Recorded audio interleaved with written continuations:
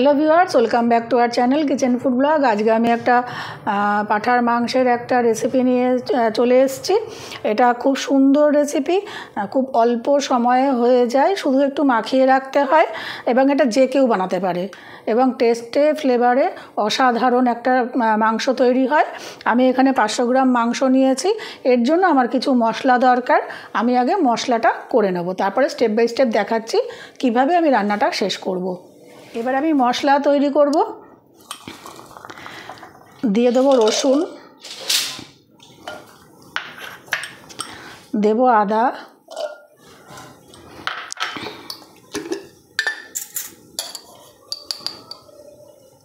আস্ত জিরে,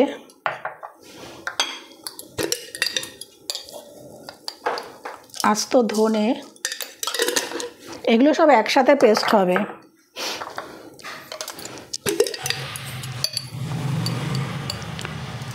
একটু সাদা সর্ষে,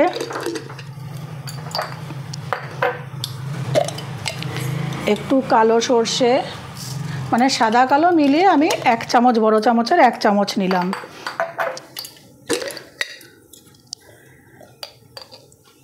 দেব পোস্ত 1 চামচ,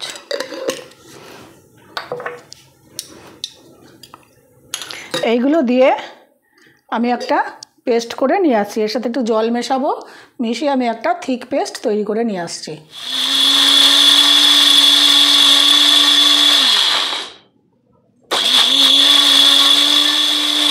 এবারে আমি একটা বড় বোল নিয়েছি,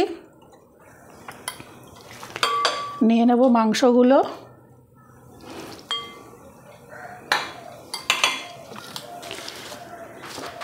মশলা পেস্টটা দিয়ে দেব,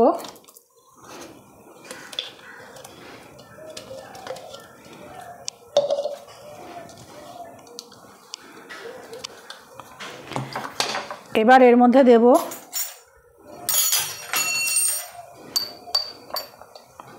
হলুদ,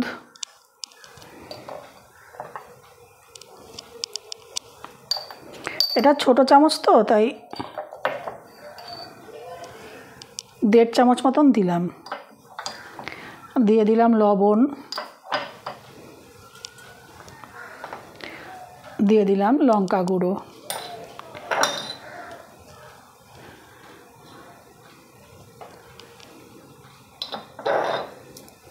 আর এখানে সাথে দেব ভিনিগার,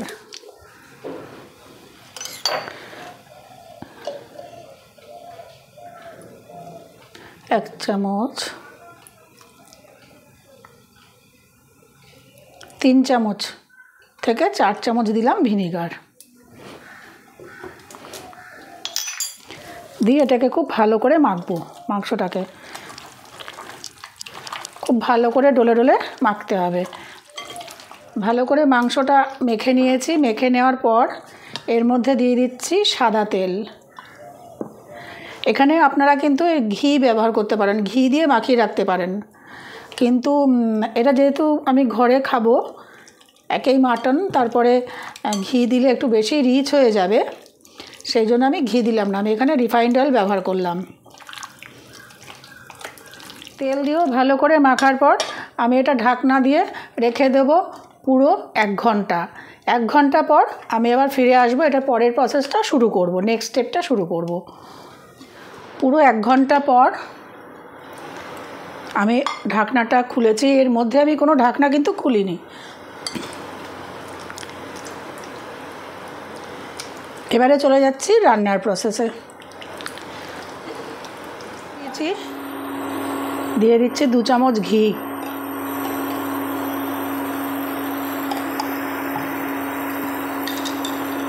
এবারে ফোড়নে দেব দারচিনি,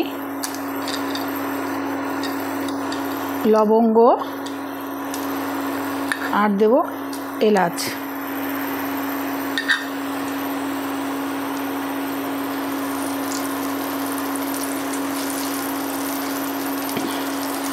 একটু নাড়াচাড়া করে যখন ফোড়নের গন্ধটা বেরোনো শুরু করবে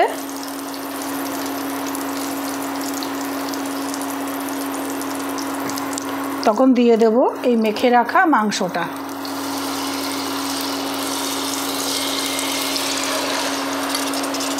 এখানে কিন্তু অন্য আর আলাদা জল ব্যবহার করব না।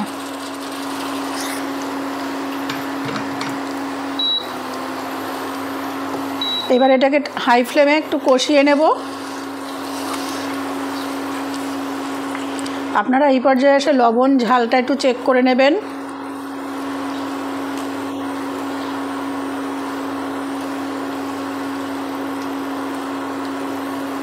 মিনিট 2-3 কষিয়ে নেওয়ার পর আমি এখানে ঢাকনা চাপা দিয়ে দেবো, দিয়ে একদম লো ফ্লেমে এটা 15 মিনিট, একদম কম আছে আমি এটা হতে দেবো 15 মিনিট। তার মাঝে আমি কিন্তু এখানে আর কোনো ঢাকনাটা খুলবো না, কারণ এখান দিয়ে জল বেরিয়েছে, এই জলেই মাংসটা সিদ্ধ হয়ে যাবে।